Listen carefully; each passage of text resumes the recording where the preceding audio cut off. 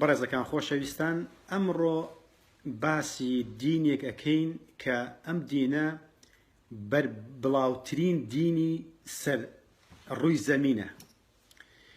ئەم دینە زۆربەی زۆری خەڵک هەیەی بەڵام ئاگای لە خۆی نییە. بەشێکیان ئەزانن کە ئەمە دینێکی ترە، پابەندن پێوە. خەڵکانێک پابەندن بەو دینەوە بەڵام نازانن کە ئەمە پێچەوانەی دینەکەی خۆیەتی. ئەجاو دینە مەسیحی بێت، موسڵمان بێت، هەر دینێکێک بێتن، هەر مرۆڤێک بێتن لەسەر ئەم دینێ بەڵام بەخۆی نازانی.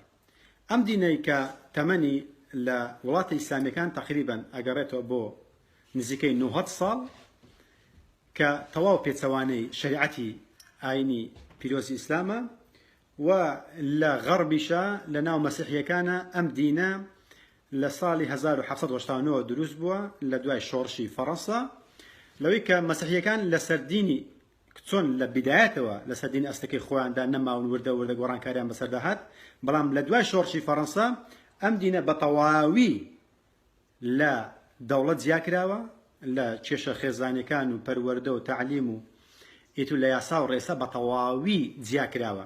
بەڵام وەکو وتم لە وڵاتی ئیسلامیەکانە تەمەنی ئەم دینە 900 ساڵە کە ئێستا زۆربەی زۆری موسڵمانان بەوەوە پابەندن، نەک بە دینە ئەسلەکەی خۆمان کە هەڵقوڵاوی قورئان و حەدیسە. زۆربەی زۆری خەڵکە پێم وان نییە ئاگیان لێبێت کە ئەمە دینێکی ترە، بۆیە بە پێویستە زانم کە ئەوانەی کە گوێ ئەگرن شەرت نییە کەسێک گوێ بگرێتن و وەری بگرێت.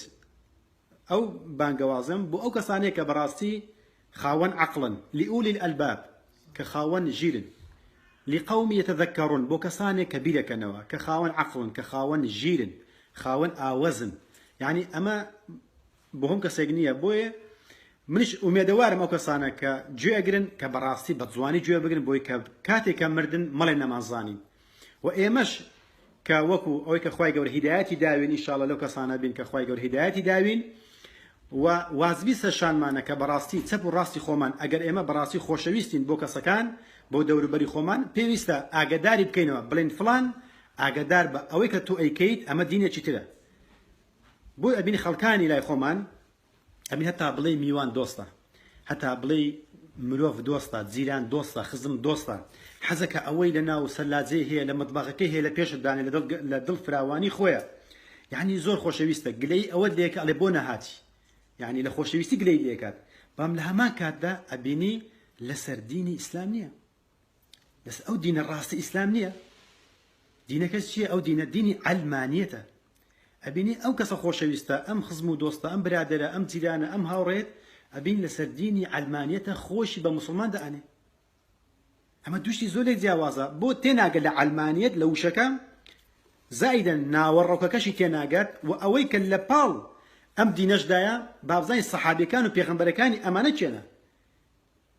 بۆ ناکرێت و لێ کاتدا عەلمانیش بی موسڵمان بی.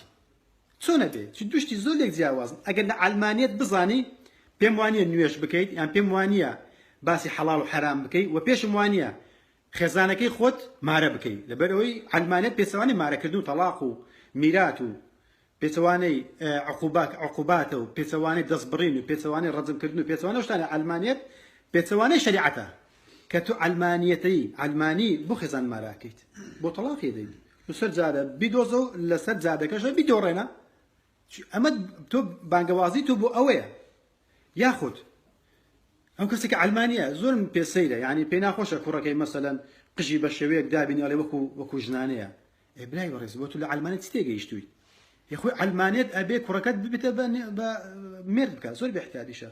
ئەبێ نابی پێت ناخۆش بێ، مادام خۆت عەلمانی نابی پێت ناخۆش بێ، کاتێک هات برایەکەتە مامتە وەڵا بە بۆنەی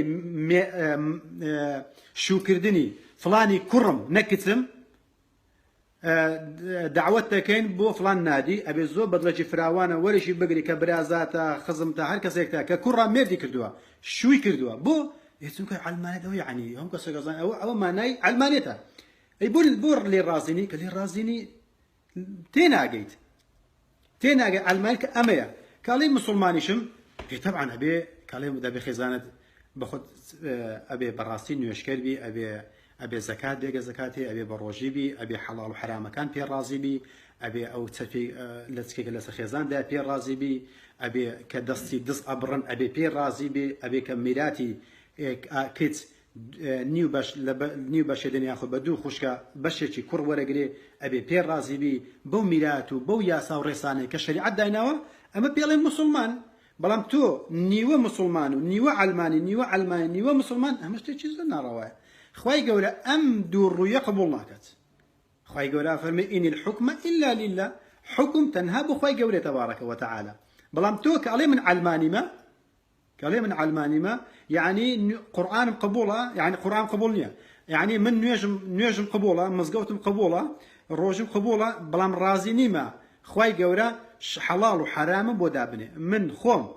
دنگ ببرلمان أدم ودنگ بو حزب علمانيانا أدم كأوان ياس حلال وحرام بودابنين أجر وتي كتسكت بين ديري وبيك بشاطوانو ياخد كركت ليقري بعد 2 متر لا شقامك الدور كبيتو زناءك مشروب أخوات حرامك شيشة أخوات نازم سي أخوات هرسي نرجلاك هرسي كاتن أما بيراسنك أو كخواي جورا أفرميت زنا حرامة توقكدن حرامة بيجو دانش تجن بيا حرامة يعني أمشتانا كواتا أم خواي جور أم قبولني تو لا نيوش بكيد ولا لا شيشة بيتسواني شريعتي خواي جورا بيت بو سوكا أميك اللجيفان الدا أم هوية كلا سنسلاو علمانية سنسلاو حزبك الديمقراطيان حزبك السوسيال ديمقراطيان ليبراليان الشيوعية يان كومونيستية هر شيء لو ناوانا أما هموي ما نايسيا ولا ما نايك عن ما ندليك بدوا بالضبط بيت سوانا كتير بيت سوانا شريعتي خواي ولا درسيت